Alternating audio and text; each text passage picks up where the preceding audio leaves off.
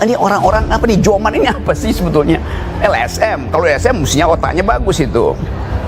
Influencer, yang mau diinfluence apa? Membackup Gibran aja dengan konsep nggak mampu. Bagaimana dia mau menerangkan sesuatu yang jelimet gitu? Jadi saya menganggap bahwa cobalah kita mulai dengan barang yang ada isinya gitu tuh. Yang betul-betul melekat di kepala. Apa itu dia bonus demokrasi? Di mana bonusnya? Kapan bonusnya kita peroleh tanpa dividen misalnya? Jadi soal-soal itu. Saya terangkan lebih lanjut lagi ya supaya paham lah itu. Apa komennya? Ya, apa yang dikatakan Bung Rocky itu berapa persen? Saya tanya, satu. Kedua, setiap mahasiswa yang menerima LPDP memang harus kembali ke Indonesia. Itu ada perjanjian seperti itu. Dia nggak ngerti Indonesianya. Nah, MP1. Dia kembali, MP1, mereka kembali ke Indonesia. Stupid. Ya, anak saya itu LPDP Bung Rocky. Ya, anak saya dari LPDP di YouTube dan dia sudah kembali ke Indonesia untuk mengabdi ke Indonesia. Yang saya berjelaskan tadi itu adalah dia waktu di Indonesia ini, ya, untuk bisa bersaing di luar negeri, menciptakan anak-anak SMA yang mau bekerja. Ini bonus demografi yang besar. Kalau lagi ya, SD itu 48% dari Indonesia, penduduk Indonesia. Yang satu hanya 18%. Ya. Oke. Ini yang harus kita pikirkan. Oke. Bicara kayak begitu itu Bung Rocky. Kalau bertanya kan bertemu langsung. Kita berhadapan kita bicara. Oke. Bung Rocky kan tidak substantif kita bicara itu. Oke, baik.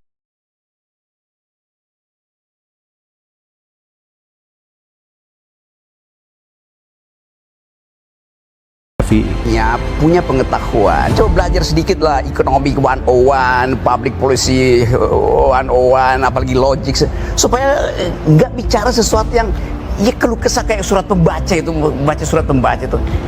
Kan ini memperlihatkan, ini tim ini kan harusnya brief Gibran itu. Bayangkan Gibran, wakil presiden, bicara, selalu bicara netizen bully dia, nggak bisa dijawab. Kenapa? Gugup baca teletext, baca prompter pun terbata-bata gitu. Artinya konsepnya nggak ada di kepala. Kalau konsep ada di kepala, pakai fasilitas apapun itu akan lancar aja bicara itu. Artinya ini dipaksa. Itu saya bilang tadi, sayang sekali Pak Wapres ini dipaksa untuk naik kelas yang nggak dia mampu itu. Disuruh ngomong, lama-lama disuruh ngomong human security, disuruh ngomong environmental ethics, macam-macam yang akhirnya bolong itu. Kasihan tuh. Jadi saya juga mau membantu kalian backup betul-betul Pak Gibran itu dengan cara berpikir. Cara berpikirnya dulu, baru cara mengucap gitu.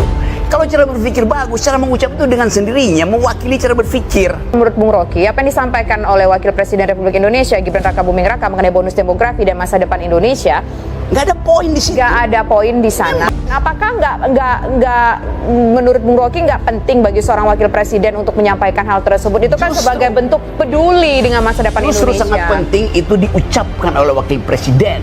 Karena Pak Prabowo beredar untuk hal-hal yang global security, economic, macam-macam itu.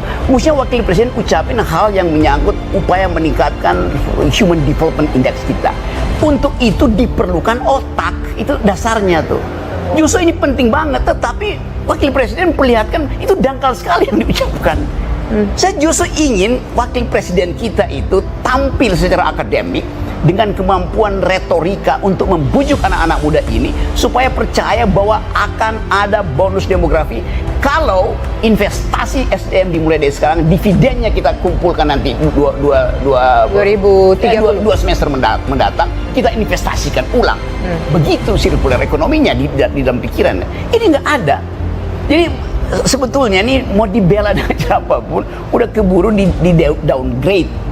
Kapasitas Pak Gibran itu di downgrade sendiri oleh timnya karena dipaksakan naik kelas, belum waktunya. Sama seperti Pak Jokowi memaksakan anaknya jadi presiden waktunya itu. Jadi Pak Jokowi melanggar undang-undang perlindungan anak. Oke, kita fokus Nggak dulu, boleh Bung. Bukan begitu. Enggak gitu, Bung. Kita fokus dulu ngomongin soal bonus demografi. Ini satu paket. Oke. Bonus demografi harus dihasilkan pertama-tama oleh otak wakil presiden. Demikian, lebih senang untuk orang Indonesia karena pun kalau yang lembur dia tidak mengatakan dia meminta untuk lembur. Beda dengan orang Vietnam. Kenapa saya tahu itu? Karena saya mengerjakan itu. Ya, melatih juga mereka untuk bisa dikirim ke Jepang dan dikirim ke Jerman. Seperti itu.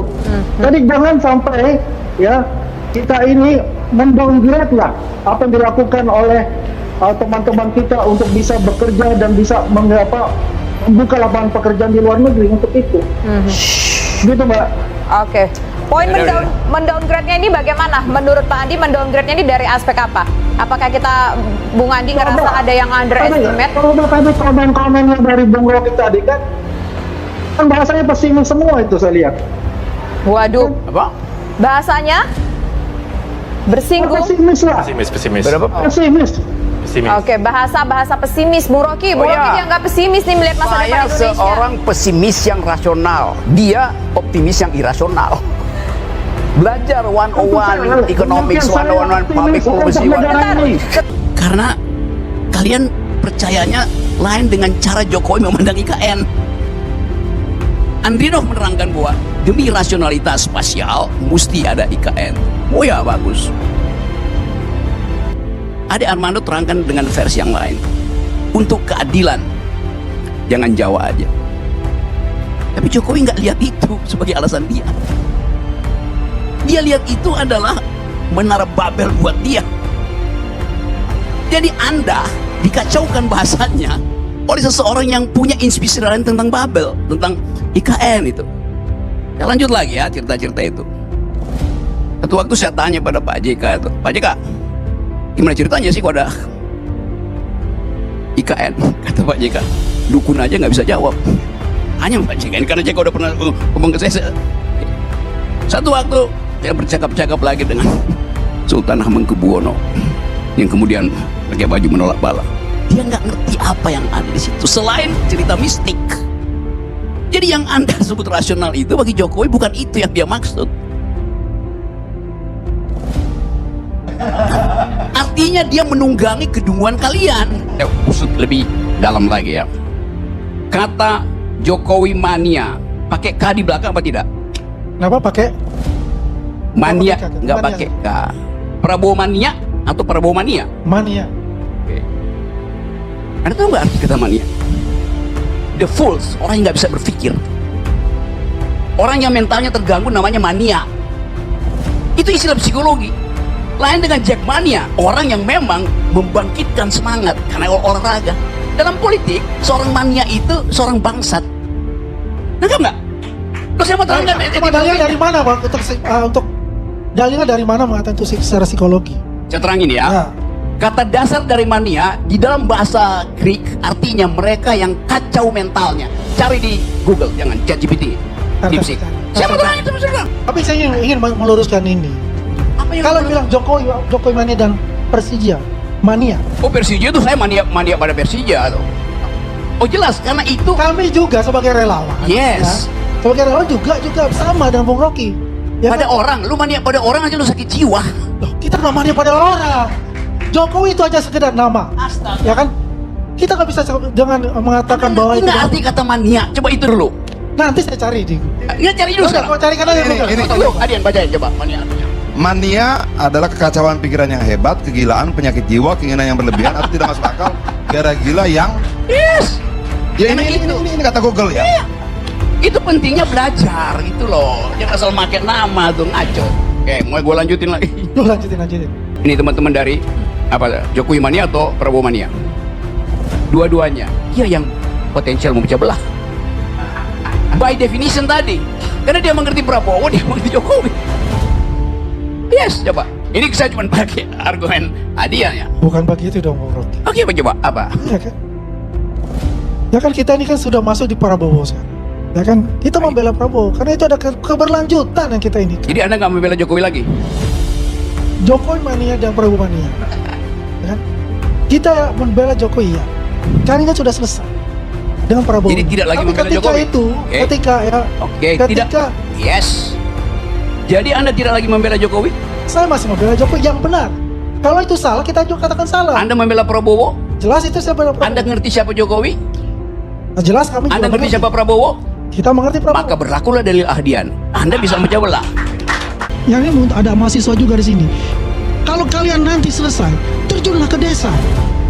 Jangan di kota. Kalau mengatakan bahwasanya tidak ada pekerjaan, banyak pekerjaan itu di desa. Jadilah sarjana untuk memajukan negara Indonesia. Kalau Pak ini Andi dari kapan desa. ke desa? Kenapa? Kalau Pak Andi kapan kira-kira ke desa? Loh, kita siap ditugaskan kita juga siap untuk itu. Jiwa kita nasionalis untuk itu. Itu yang pertama. Saya mau tanggapi apa yang Bapak sampaikan. Bapak itu ceritanya terlalu indah semua, termasuk pertanyaan Perancis, Jepang. Bapak pernah nggak ke kampung dekat saja, nggak usah jauh-jauh. Bapak pernah nggak ke Cianjur? Bagaimana rakyat bertani di sana? Produknya nggak laku terjual dan membusuk di situ. Siapa yang harus tanggung jawab dengan itu, Pak? Produk apa? Bapak jangan menyuruh rakyat bertani, tapi hasil mereka tidak ada yang membeli. Saya di sana itu banyak menemukan orang bertanam tomat, cabai, segala macam. Produknya tidak laku dijual karena tidak ada pembeli. Ini kapan? Loh, Kalau kita bicara sekarang Cabai kan mahal, masa nggak cabai laku? mahal. Bang, Cabai mahal. cabai mahal. Alhamdulillah. Kenapa saya bilang alhamdulillah? Karena Enggak, apa? maksudnya- Itu meningkatkan. Ya, maksudnya kalau cabai Jangan mahal, jangan lihat hanya di bulan Ramadannya saja. Oke. Maka jalan-jalan sebelum bulan Ramadan, sebelum puasa, sebelum Lebaran. Saya ini saya udah bilang, Pak. Jalan. Saya itu tiap minggu Program itu ke jalan. Program 70.000 sampai 80.000 koperasi desa. Bayangkan kalau 70.000 1 miliar per tahun itu bergerak, berarti ada 70 triliun. Itu bisa menyerap 100 tenaga kerja sampai 300 tenaga kerja. Artinya PHK yang dikatakan itu yang menjadi hantu ya, itu bisa terkendali karena 20 juta sampai 30 juta lapangan pekerjaan baru. Bapak ini cuman melihat dari langit. Saya ini di lapangan, Pak. Saya ini petani di Cianjur, Pak. Saya bertemu dengan rakyat petani di sana. Tiap minggu saya ke sana. Apa keluhan mereka? Pak, kita susah. Kadang-kadang kita tanam tomat nggak ada yang beli, busuk, dan mata saya menyaksikan sendiri di lahan yang saya kelola sendiri, rakyat di sana bertani secara gratis, hasil pertaniannya membusuk. Itu yang pernah saya usulkan ke pemerintah supaya pemerintah ini menyediakan sesuatu di sana untuk menyerap membeli produk dari petani. Jadi kalau Bapak bandingkan dengan Jepang dengan Prancis, pertaniannya di sana maju, Pak. Di sana orang disuruh nanam singkong, di situ ada pabrik tapioka. Di sini kita orang disuruh nanam, Di sini penyerapannya saya tidak memberikan ada. informasi bahwasanya Ya, informasi Bapak itu Loh. terlalu indah dan terlalu Bukan terlalu manis. indah. Tapi Pak Andi sudah pernah mengecek belum di lapangan jalan atau tidak? pasti jalan dong. Ini instruksi Ah, presiden, dia Bos. pasti jalan. Pasti jalan. Sekarang Di begini, buktinya di mana dalam, mengatakan di bahwa lapangan tidak itu jalan? sekarang banyak Buktinya sekali, mana? Pak. Kalau tidak jalan. Makanya Bapak jalan-jalan ke desa juga. Ya, lihat BRI di kampung-kampung sana. Apakah mereka sudah menghapus utang itu atau belum? Jangan bicara. Saya ini, Pak. Kita bicara dengan Saya data. ini petani. Saya Kita bertani di bicara Cianjur dengan sana. data. Saya punya kebun di Cianjur. Saya tahu dan Dengan bertemu data. dengan rakyat tiap Karena hari. begini, Bapak itu Pak cuma di Ferdinand punya Jakarta utang. di kursi Ferdinand punya duduk. utang.